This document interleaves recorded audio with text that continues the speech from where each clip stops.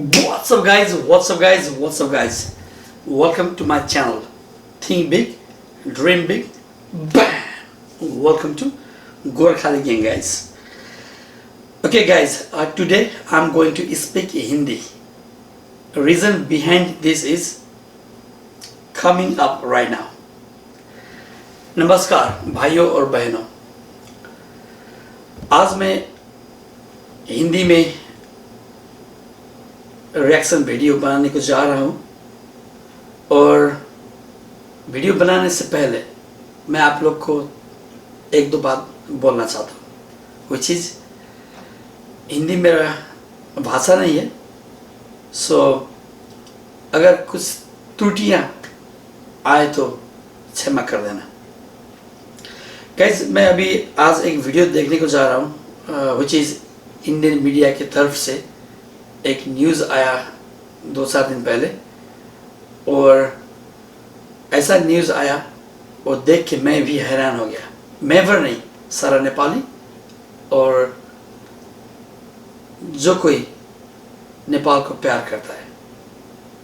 सो मैं बात ज़्यादा करना नहीं चाहता हूँ, वीडियो को मैं शॉर्ट बनाने का, छोटा बनाने को कोशिश करूँगा। So let's go ahead and watch it. आप और मैं दोनों ये वीडियो को साथ में देखते हैं। One reason behind Hindi speaking is, मैं चाहता हूँ कि हर कोई भारतीय इंडियन मेरा बात मैं जो बोलने को जा रहा हूँ, जो बोलूँगा वो समझे, इसीलिए मैं हिंदी में बात कर रहा हूँ। Let me put the headphone on.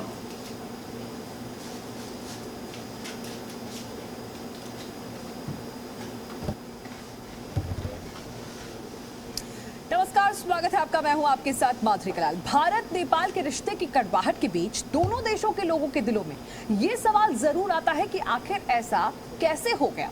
रोटी बेटी के रिश्ते में किसने दरार डाल दी? इस शो में हम उसी वजह का खुलासा करने जा रहे हैं। दरअसल नेपाल के बुजुर्ग पीएम खड़ग प्रसाद ओली इस उम्र में दिल दे बैठे।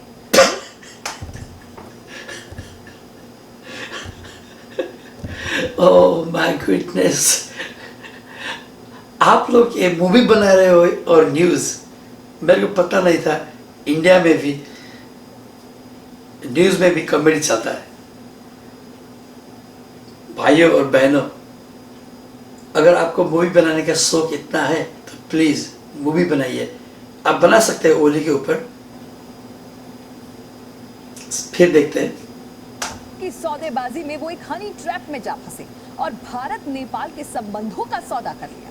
ये सारा खेल एक चीनी जासूस ने शुरू किया जो नेपाल में राजदूत का लबादा ओढ़ कर पहुंची थी, जबकि थी वो विष कन्या, जिससे शक्तियां करके ओली के दिल विष कन्या।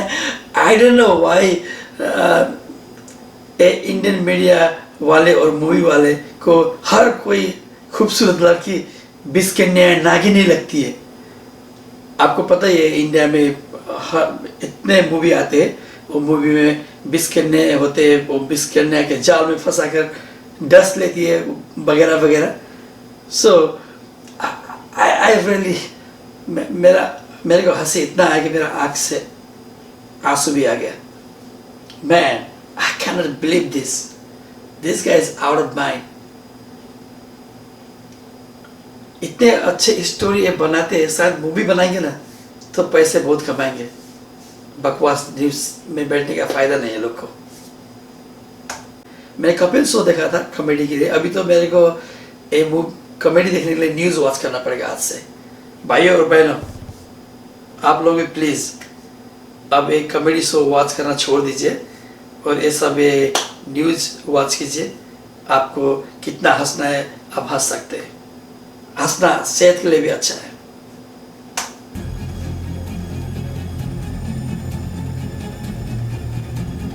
जिस्म की रिश्वत लेकर ओली ने बरसों पुराने रिश्ते बेच दिए। भारत नेपाल के This line make me mad. Seriously, what the heck this guy tried to say? जिस्म की रिश्वत लेके, ये शब्द है ना, ये शब्द आपत्तिजनक है। How could you? आप किसी को बिना सबूत कैसे इल्ज़ाम लगा सकते हैं ऐसा, और फिर भी पीएम जैसे व्यक्तित्व को। अगर मैं और नेपाली मीडिया इसी तरह से न्यूज़ बनाएंगे मोदी के बारे में, तो आपको कैसा लगेगा? Exactly that's what I am doing right now. मेरे को भी गुस्सा आया ये सुन के, जो बात सच नहीं है। देखते फिर।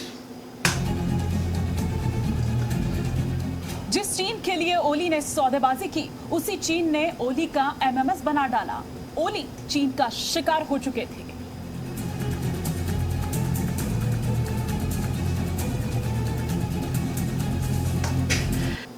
सो आपको कैसे पता चला एमएमएस बना डाला, और आपको किसने बताया? आपके पास प्रूफ है इसका कोई? फिर देखते हैं। दरअसल ये एक खेल था जिसमें ओली मोहरा थे, जो चीनी राजदूत के इशारे पर नाच रहे थे।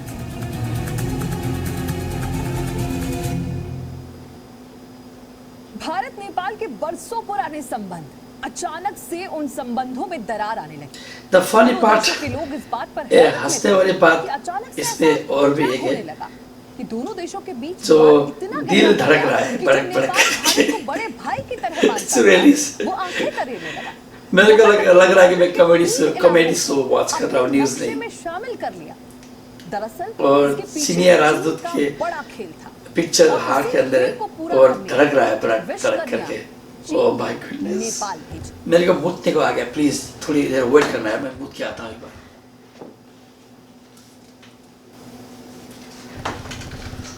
गाइस, सो जोर से मुत के आ गया। मेरे को मुतने को क्यों आया पता है? ये सब न्यूज़ कॉमेडी सुन के इतना जोर से मुतने को आया कि अभी मैं सुकून से बैठा हूँ। अभी देखते हैं फिर क्या बोलते हैं जीनियस इंडियन पत्रकार, journalist, let's say. Bharat Nepal के बरसों पुराने संबंध, अचानक से उन संबंधों में दरार आने लगी।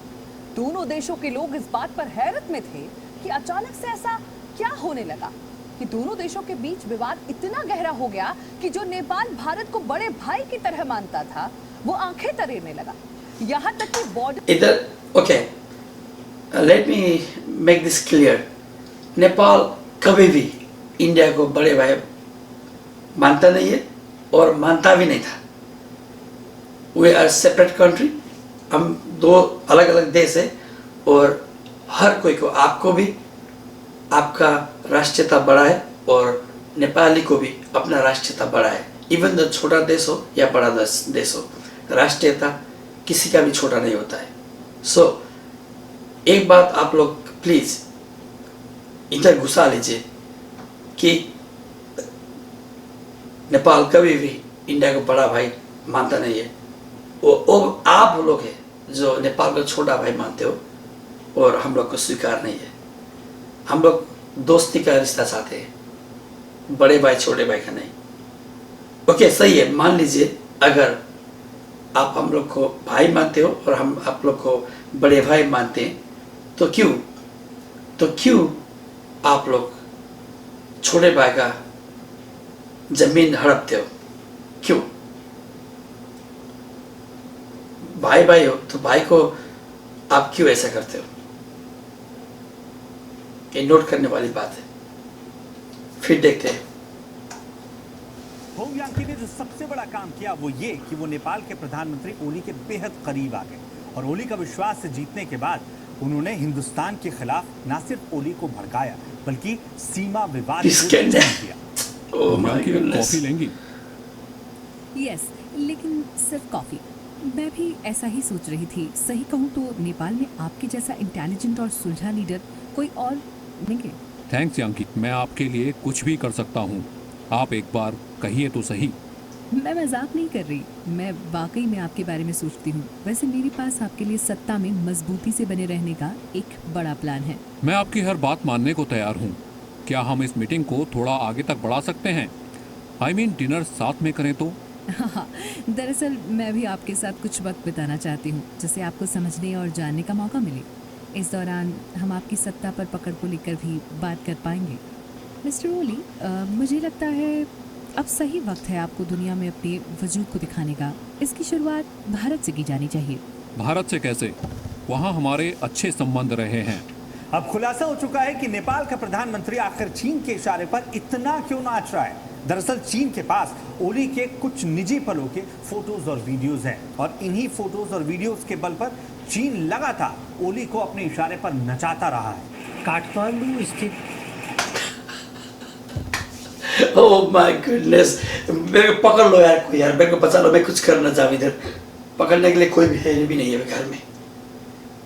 ओह माय गुडनेस, वाह। सो ये लोग को जो ओली का और यांकी और चाइनीज राजदूत, इनका ऑडियो टिप किधर से मिला और जो बात हुआ इन दोनों बीच में, तो इसका जो टेप तो चाहिए ना, इसीलिए वो लोगों ने बनाए होंगे कि क्या क्या बात हुआ, तो इसका प्रूफ किधर है। मैं आप लोग को बोलना चाहता हूँ, प्लीज वो ऑडियो भी रिलीज कर दे। और I don't think so Chinese ambassador speak Hindi in Nepal. That's really funny. Nepal में बैठ के हिंदी में बात कर रहे हैं ओली और चाइनीज राजदूत। What a nonsense. भाई यार, आप प्लीज एक मूवी बना लो यार, कॉमेडी मूवी। आप न्यूज़ में फिट नहीं होते हो। इस तरीके के जर्नलिज्म शायद संसार के किसी देश में नहीं होगा जो भारत में है। Same on you. ओके, तो भाइयों और बहनों, आप लोग से मैं एक ही बात बोलना चाहता हूँ, please don't trust this media. मेरे को आप लोग की फिक्र हो रही है अभी।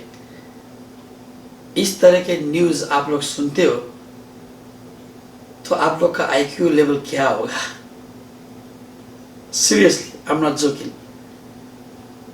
इतना झूठ इस न्यूज़ में जो भी बताया हुआ बात है, एक भी सच नहीं है, एक इवन जीरो, कुछ भी सच नहीं है। सब मनगढ़ंत बनाया हुआ एक स्टोरी है, वो भी किसी को बदनाम करने के लिए और किसी देश को बदनाम करने के लिए। ओके, तो आपने भी देखा, मैंने भी देखा, हम दोनों ने देख के वीडियो को, मैंने तो भरपूर मज़ा लिया। मैंने इसलिए मज़ा लिया कि मेरे को ये लगा कॉमेडी शो है, न्यूज़ नहीं है। और मेरा अपना पर्सनल ओपिनियन भी था जो रिएक्शन के ऊपर। तो प्लीज़ ऑफेंडेड ना मत होना। आपका और मेरा कुछ पर्सनल रेसिपी नहीं है, ये जस्ट एक वीडियो था जिसके ऊपर मैंने रिएक्शन वीडियो बनाया। और हाँ, थोड़ा गुस्सा भी आया क्योंकि जायज़ है, आपका देश को भी अगर नेपाली मीडिया ऐसा कुछ बकते तो ऑब्वियसली आपको भी गुस्सा आता। तो same way as a Nepali, अगर कोई मेरे देश को और मेरे देश का प्रधानमंत्री को अनाप शनाप बकता है तो ऑब्वियसली किसी को भी गुस्सा आ जाता है। सो एनीवेज, ये सब एक रिएक्शन वीडियो था। द सेम टाइम आप लोग के साथ मेरा पर्सनल कुछ रेसिपी नहीं है, कुछ इशू नहीं है। So take this as a reaction video और फिर मिलते हैं। Have a good day. Thank you. Bye bye.